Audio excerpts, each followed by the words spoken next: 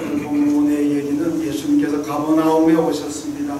가버나움에 예수님 오셨다는 소식을 듣고 이 가버나움에 회당이 있었는데 회당장이 야이로라는 이분이 자기 딸이 지금 병들어 죽게 되었습니다. 그래서 가버나움에 예수님 오신 소식을 듣고 예수님께 와서 주여 내 딸이 지금 병들어 죽게 되었습니다. 와서 좀 고쳐주십시오. 그리고 애원합니다.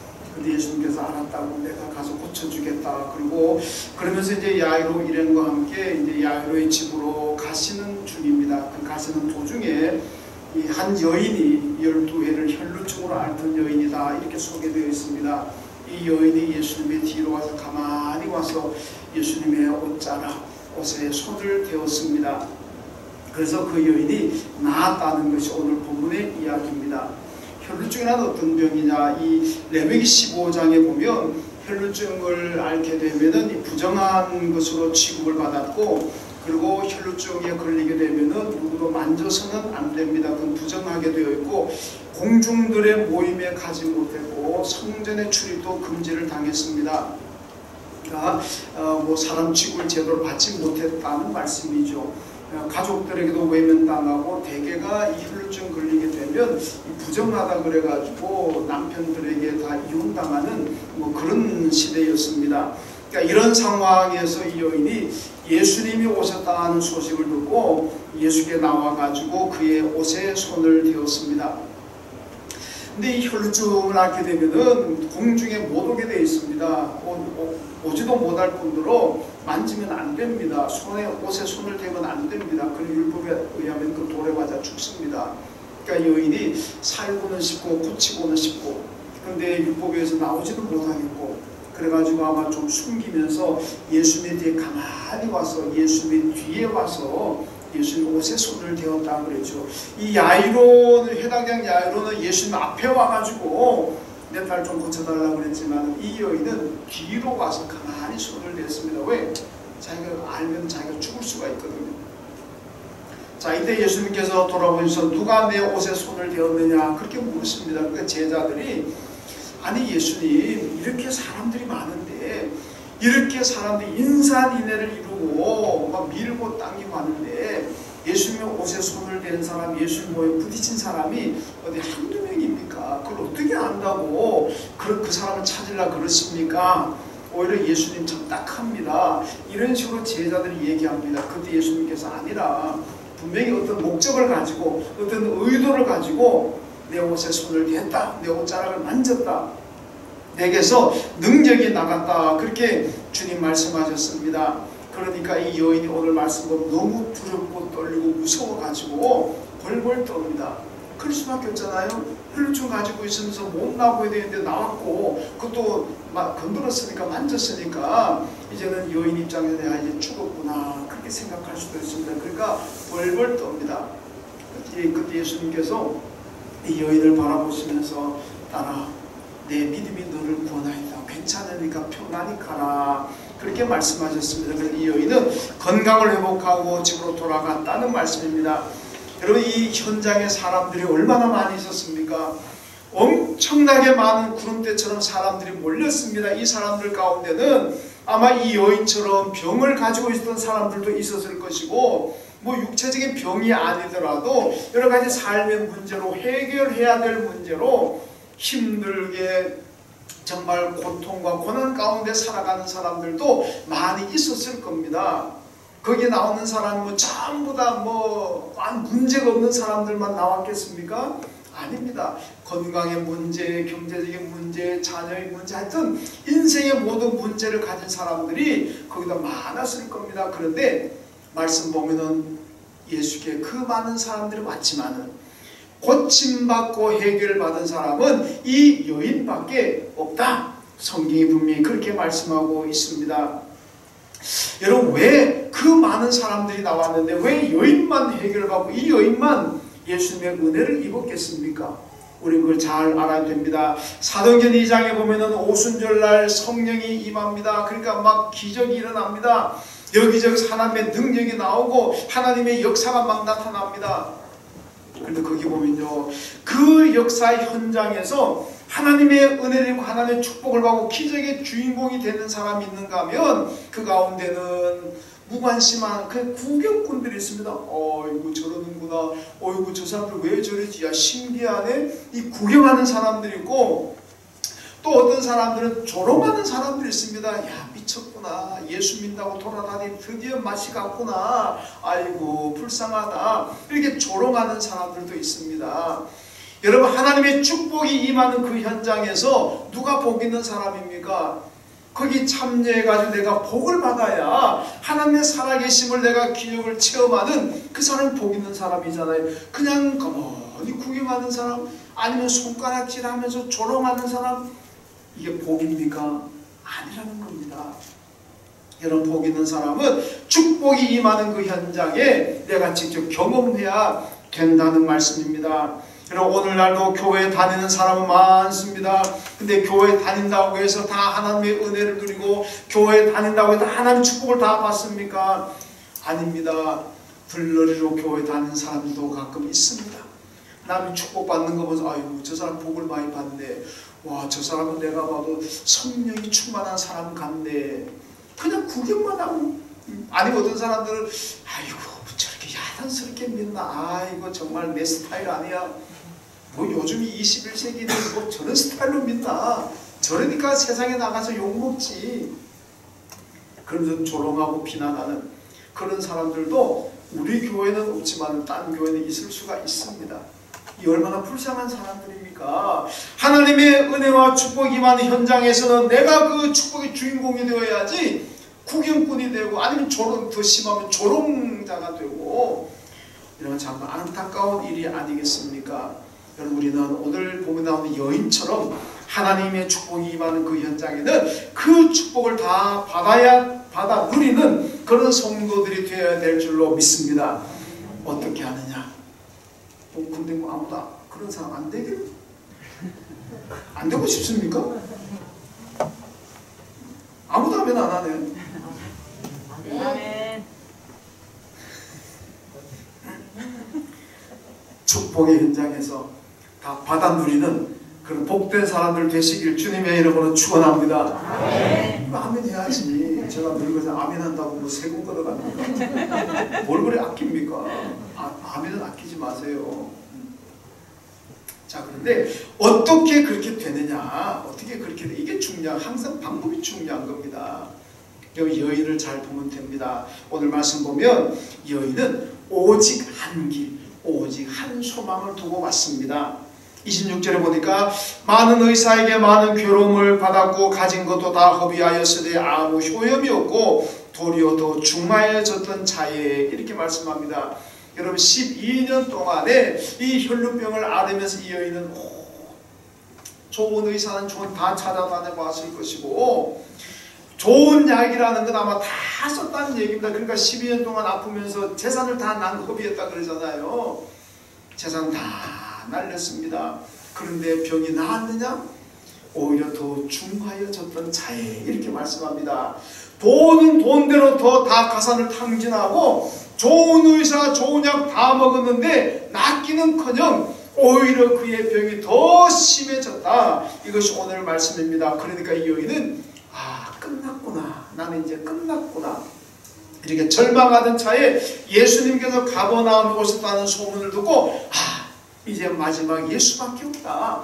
내가 사느냐 죽느냐, 내가 고침받느냐 못 고쳤느냐는 오직 예수께 달렸다. 예수만이 나의 유일한 희망이고 나의 소망이다.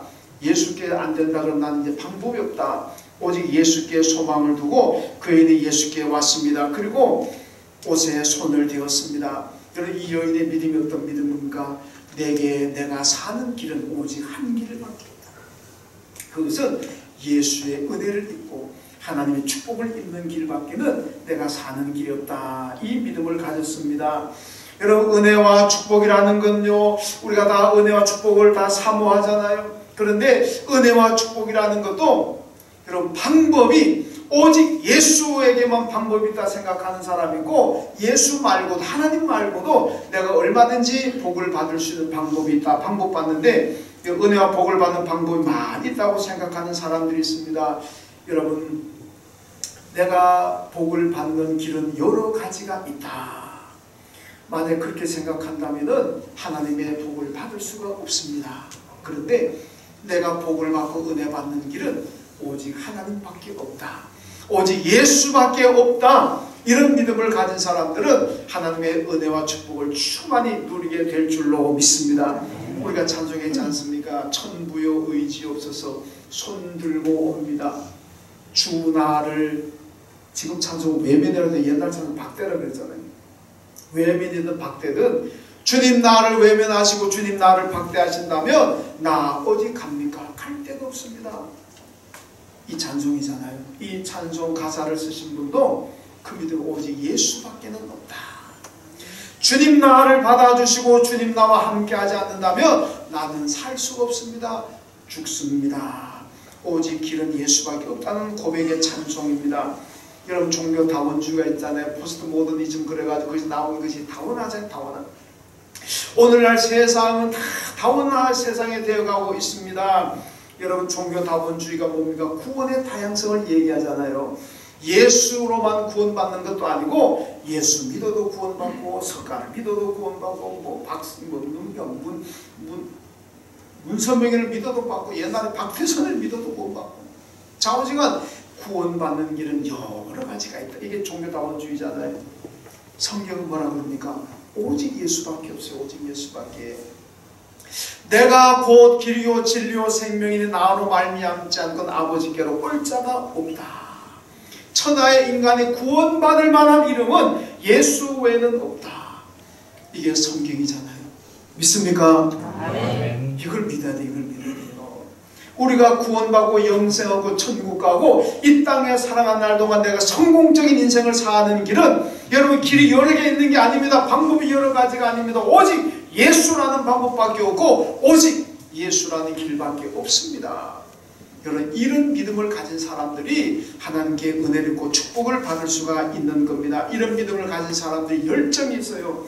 종교다원주의에 빠져가지고 모든 종교에 다 구원이 있다고 생각하는 사람이 뭐 열정을 가지고 기도하고 무슨 열정을 가지고 신앙생활을 하겠습니까? 오직 예수, 오직 예수 믿음을 가진 사람들이 여러분 기도도 열심히 하고 열심히 섬기고 믿음 생활도 성실히 하는 겁니다. 열정이 참 중요합니다.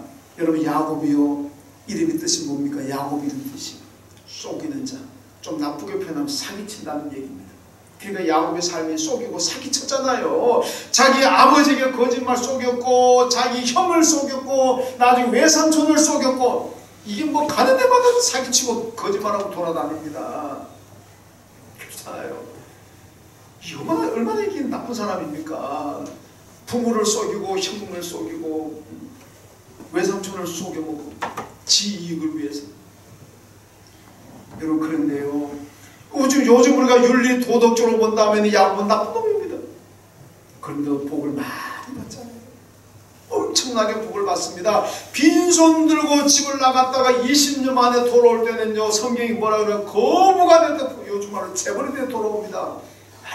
얼마나 부자가 된지 모릅니다. 하나님의 복을 많이 받았잖아요. 그렇게 사기치고 거짓말하는 야곱이 어떻게 그런 복을 받습니까? 그건 열정입니다. 하나님 아니고는 방법이 없다는 걸 압니다.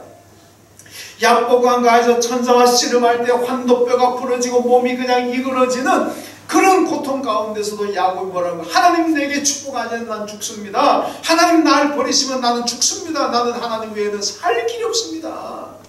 비록 그가 부도덕하고 거짓말도 많이 했지만은 열정하는 대단합니다.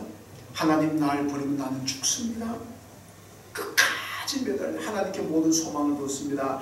하나님이 보시기 이 열정입니다. 여러분 우리 사람들 사회에서는 뭐 네가 더 옳냐 내가 더 잘못되냐 서로 상대적으로 뭐 더 의롭고 죄인이고 하긴 여러분 청송 교도소에 가서 무기수 당한 사람들보다는 저와 여러분이 조금 더 의롭잖아요. 그렇죠? 우린 그래도 교도소에 가서 수십 년 복역할 만큼 그런 죄는 안 지고 살잖아요. 그렇게 우리가 비교해보면 그 사람들보다는 여러분들이 더 착하고 의롭고 저도 좀 그런 것 같습니다. 그렇죠? 그런데요, 하나님 보실 때는 다 그냥 거기입니다.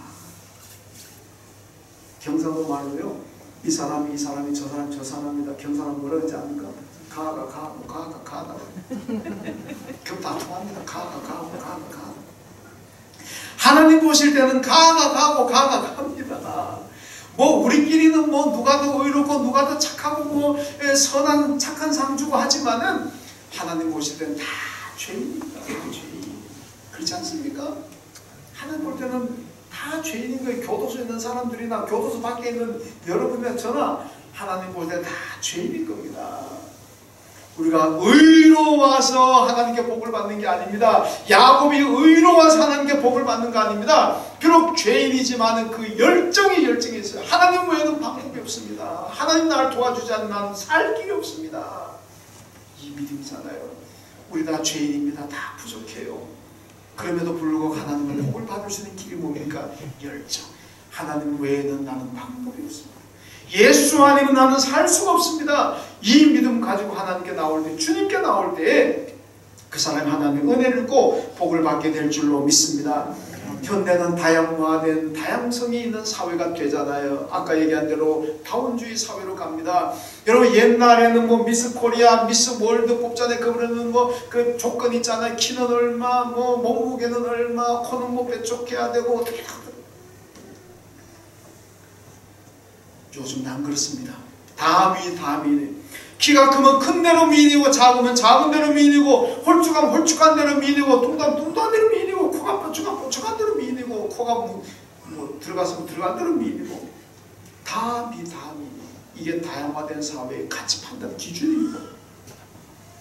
그래서 누구 보고 미인을 다 미인이 됩니다. 여러분 이런 다양화된 사회지 다원화된 사회지만은 그럼에도 변하지 않는 것 구원입니다. 구원. 이 구원은 다분히 아닙니다. 다양화가 아닙니다. 오직 예수. 오직 예수로만 구원받게 될 줄로 믿습니다. 오직 예수라는 이 신앙이 복을 받는다는 말씀입니다. 여러분 오늘 본문의 군중들을 보세요. 건강이든 경제적이든 삶의 문제로 이 여인과 같은 문제를 안고 나온 사람들이 얼마나 많겠습니까? 많은. 그런데도 여러분 해결했다는 말이 없습니다. 해결됐다는 말이 없어요. 왜냐? 이 사람들은 예수의 유일성을 믿지 않았습니다. 이 여인은 예수의 유일성을 믿었지만은 다른 사람들은 예수의 유일성, 오직 예수, 예수께 모든 소망을 두고 나오지 않았다는 겁니다. 그러니까 그 능력자 주님이 계시는 현장에서도 은혜를 받지 못했고 복을 받지 못했다는 말씀입니다. 여러분 교인들 가운데서도 생명을 걸고 만사를 제치고 기도하는 분들이 있습니다. 그분들은 어떤 분들이냐? 예수밖에는 구원이 없고 예수밖에는 방법이 없다고 생각하는 사람은, 예수 아니고는 내가 살 수가 없다 생각하는 사람들은 생명을 걸고 주 앞에 나오고 기도합니다. 그런데 예수 말고도, 하나님 말고도 내가 살아갈 방법이 있고 내가 성공할 방법이 있다고 생각하는 사람들은 기도 안 합니다. 기도합시다. 그러면 아이고 기도하는 소리 좀 안 했으면 좋겠는데. 광고 드린 대로 여러분 고난주간으로 특별 새벽 기도를 가집니다. 예수님 말씀하셨잖아요. 너희 자녀를 위하여 울어라. 예수님 골고다 십자가 죽으시려고 올라갑니다. 그 올라가는 과정에 많은 여인들이 따라가서 울고 불고 야단나잖아요. 예수님께서 돌아보시면서 예루살렘의 딸들아, 나를 위해 울지 말고 너희와 너희 자녀를 위해서 울어라. 예수님도 소중한 분이지만 우리 자녀들도 귀하니까 그 자녀를 위해서 울며 기도하라는 말씀입니다. 여러분 자녀들 지금 코로나로 학교도 못 갑니다. 교회도 잘 못 옵니다. 오늘부터 우리 교회 학교가 이제 대면 예배로 오는 줄 전환됐죠. 그래도 아직 교회 못 나오고 집에서 예배드리는 아이들도 여러분 많습니다. 이 코로나 때문에 자녀들이 학교도 못 가고 취업문도 좁아지고 이 뭐 결혼도 잘 하기 힘들고 얼마나 힘듭니까? 이럴 때 자녀를 위해서 울어라 그렇게 말씀합니다. 기도하라는 말씀이에요. 그런데요, 어떤 사람이 자녀 위해서 울 수 있습니까? 예수 아니고는, 하나님 아니고는 내 자녀가 성공하는 길이 없다, 내 자녀가 훌륭하게 될 수가 없다, 이렇게 생각하는 분들은 자녀 위해서 웁니다. 그런데 아이고 뭐 하나님 없어도 예수 없어도 뭐 얼마든지 내 자녀 성공할 수, 학교 가서 공부 잘하고 뭐 좋은 학원 다니고 뭐 열심히 그렇게 하면 자녀 잘 되지, 그렇게 생각하면 자녀 위해서 와서 울지 않습니다. 여러분의 자녀들이 잘 되는 길, 일단 성공하는 길, 훌륭한 인격자로 자라가고 나라와 민족과 세계를 위해서 하나님의 교회를 위해서 일하는 훌륭한 사람이 되려면 예수님, 하나님이 축복하셔야 될 줄로 믿습니다. 하나님 아니고 예수 아니고는 안 됩니다. 이 믿음을 가지시고 그 믿음 가질 때 여러분은 자녀 위해서 울 수가 있고 자녀 위해서 기도할 수가 있습니다. 여러분, 성도들은 구원도 천국도 이 땅의 축복도 예수 믿는 길 외에는 없다는, 하나님 아니고는 없다는 그 믿음을 가져야 됩니다. 이것이 오늘 여인의 믿음이고, 이런 믿음을 가질 때 하나님의 은혜를 받고 축복을 받게 될 줄로 믿습니다. 그리고 오늘 여인의 믿음 보면요, 예수님께 매였다 그럽니다. 27절에 보니까 예수의 소문을 듣고 무리 가운데 끼어 뒤로 와서 그의 옷에 손을 대니 이렇게 말씀합니다. 그러니까 혈루증을 앓다 보니까 앞에 당당하게 못 나옵니다. 뒤에 조용히 와가지고 살짝 몰래 손을 댔습니다. 그런데 왜 그렇게 했느냐? 28절에 보니까 내가 그의 옷에만 손을 대어도 구원을 받으리라 생각함일러라 이렇게 말씀합니다. 이 여인은 예수님의 옷에 손만 대어도 내 병이 다 낫는다는 그 믿음을 가졌습니다. 그런데 우리 성경에는 그냥 이 여인이 예수님의 옷에 손을 댔다, 뭐 옛날 성경에는 옷자락을 만졌다 이렇게 해서 고침을 받았다 그러지만은 우리 신약성의 헬라 원문에는요 이렇게 표현합니다. 이 여인의 심장을 예수님의 심장에 포개에서 묶었다 이렇게 나옵니다. 자기의 심장을 예수님의 심장에 대고 맸다, 묶었다 이렇게 표현합니다. 그러니까 내 심장과 이 여인의 심장과 예수님의 심장을 하나로 묶었습니다. 하나 됐다는 얘기잖아요. 그래서 이 큰 능력을 입었다는 말씀입니다. 사도행전 20장 22절 바울이 이렇게 합니다. 보라, 나는 이제 심령의 매임을 받아 예루살렘으로 간다. 여러분, 바울이요 예루살렘 가고 싶겠습니까? 예루살렘에 가면 바울이 죽습니다. 체포돼가지고 감옥에 갇히고 죽어요. 죽는 거 압니다. 알아요. 그걸 아니까 에베소 교회 장로님들, 에베소 교회 교인들이 밀레도 섬에까지 와가지고 바울을 전송하면서 어떤 분들은 가지 말라고, 가면 죽는데 왜 갑니까? 그래도 바울이 나는 갑니다. 예루살렘 가서 죽더라도 나는 갑니다. 근데 왜 갑니까? 내가 이렇게 그랬잖아요. 나는 이제 심령의 매임을 받아 성령에 매였다는 겁니다. 성령에 매이니까 안 갈 수가 없는 거예요. 마귀에게 매이면 마귀가 가는 길로 가는 거고, 성령에 매이면 성령이 가는 길로 가는 거예요. 세상에 매이면 세상으로 가는 거고, 우리가 어디에 매여 있느냐가 이게 참 중요합니다. 바울은요 자기는 예루살렘에 안 가고 싶은 그 마음 왜 없겠습니까? 가면 죽는데. 그런데도 불구하고 자기는 안 갈 수가 없다는 거예요. 에베소 교회 성도들이 그렇게 만류한데도 나는 안 갈 수가 없다. 왜? 성령에 매였다는 겁니다. 여러분, 성령에 매이면 성령의 길로 가게 될 줄로 믿습니다. 여러분, 헬라의 신 호모의 신화 가운데 율리시스라는 이야기가 있습니다. 이 얘기 보면요, 이 율리시스가 트로이 전쟁에서 승리하고 이제 자기 고국 아테네로 돌아갑니다. 근데 아테네로 가려면은 반드시 거쳐야 되는 섬인데 사이레스라는 섬이 있습니다. 이 사이레스라는 섬을 반드시 거쳐야만 자기 나라로 갑니다. 근데 지금까지 많은 상인들, 많은 그 병사들이 이 사이레스 섬을 지나가는데 한 사람도 살아간 사람이 없다는 거예요. 다 죽었어요.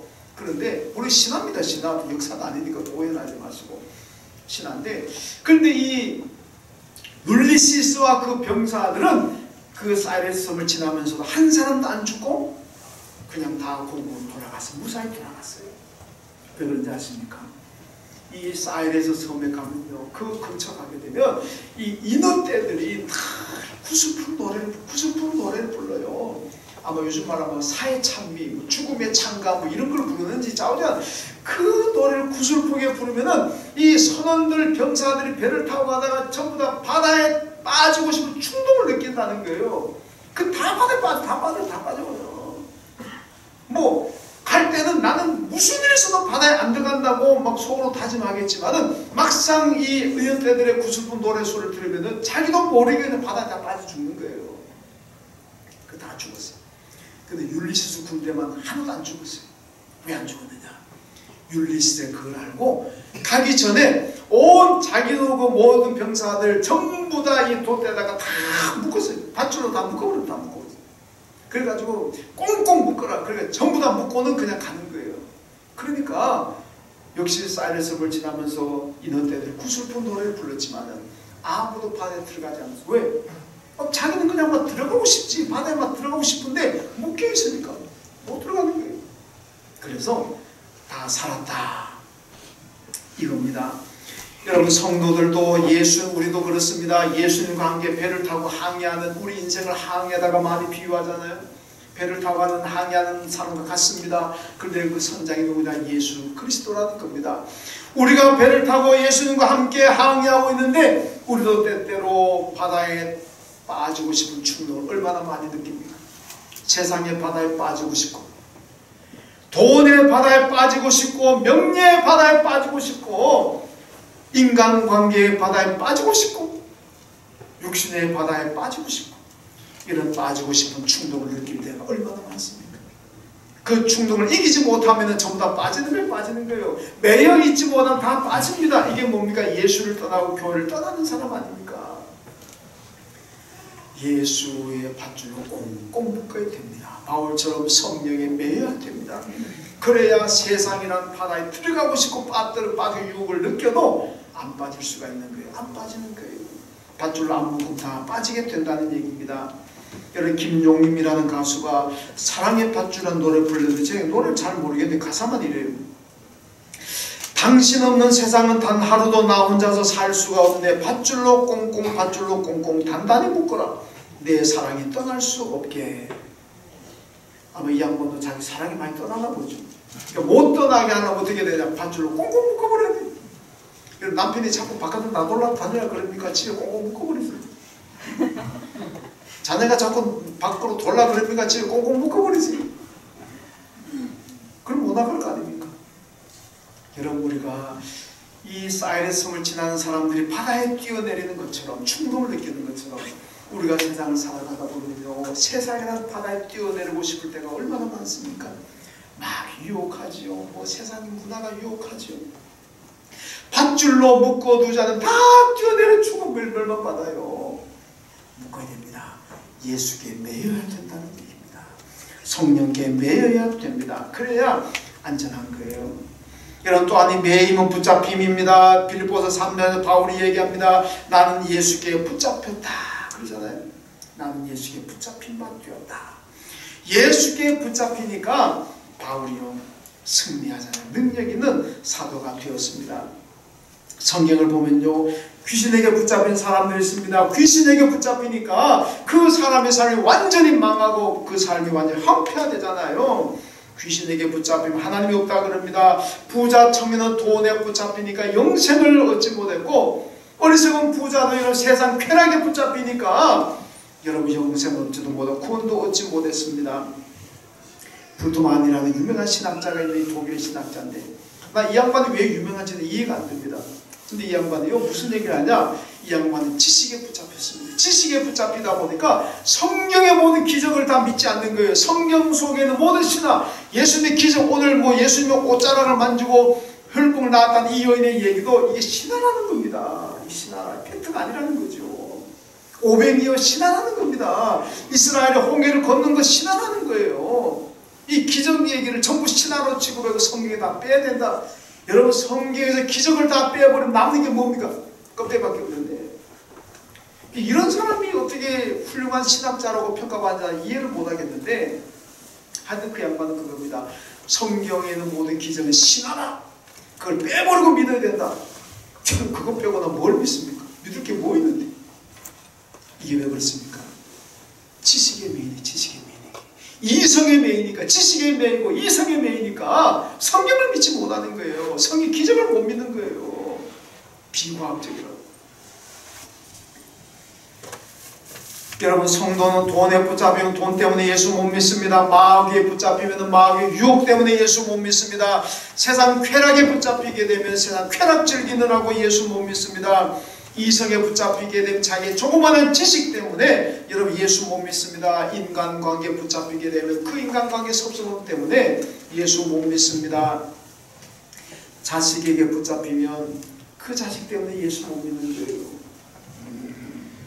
여러분 거기 붙잡힌다고 됩니까? 거기 붙잡혀서라도 된다면요 열심히 붙잡히십시오. 그런 것에 붙잡혀가 여러분 인생 행복하고 거기 붙잡혀가 여러분 영생 얻는다면 얼마든지 거기 붙잡히십시오.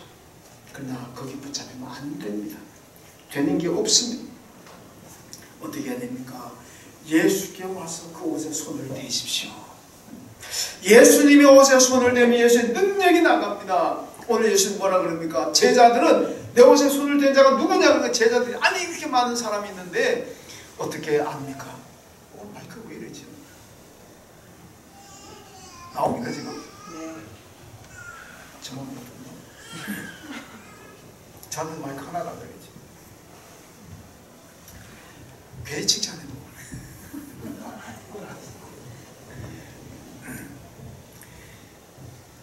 문제겠죠. 자, 예수님의 옷을 대는 순간 예수님께서 누가 됐느냐? 제자들이 이 많은 사람인데 어떻게 합니까? 예수님이 그때 뭐라고 말씀합니까? 내게서 능력이 나갔다는 거잖아요. 내게서 지금 능력이 나갔다. 너희들은 모르지만은 내게 능력이 지금 나갔다. 그래서 여러분 예수님께 와서 예수님 옷에 손을 대십시오. 주의 능력이 저와 여러분에게 나오게 될 줄로 믿습니다. 그것이 주님을 믿는 거고 주님을 섬기는 거고 기도하는 겁니다. 예수의 옷을 손을 대십시오. 세상에서 해결받지 못하는 거 세상에서 방법이 없지만은 그러나 예수께 와서 예수의 옷에 손을 대는 순간 그 손을 통해서 예수의 능력이 내게 올 것이고 그 능력으로는 세상을 이기고 모든 죄를 이기고 승리하게 될 줄로 믿습니다. 모두가 이 여인처럼 예수님 옷에 손을 대어서 능력받고 그 능력 가운데 살아가시길 주님의 이름으로 축원합니다. 하나님 감사합니다. 오늘 여인이 세상에 방법이 없었지만 예수께만 방법이 있고 예수께만 길이 있다는 것을 믿고 주님께 나와서 옷에 손을 대고 능력을 받아서 자기의 모든 소망을 이루었던 것을 봅니다. 하나님, 세상에서 우리가 발버둥 잡아야 되는 건 아무것도 없습니다. 실패만 있을 뿐입니다. 이것을 알고 모두가 주께 나와서 주님의 옷에 손을 대고 그래서 주의 능력을 받아서 이 땅의 삶이 평안하고 형통케 하여 주옵소서. 예수님의 이름으로 기도하옵나이다. 아멘.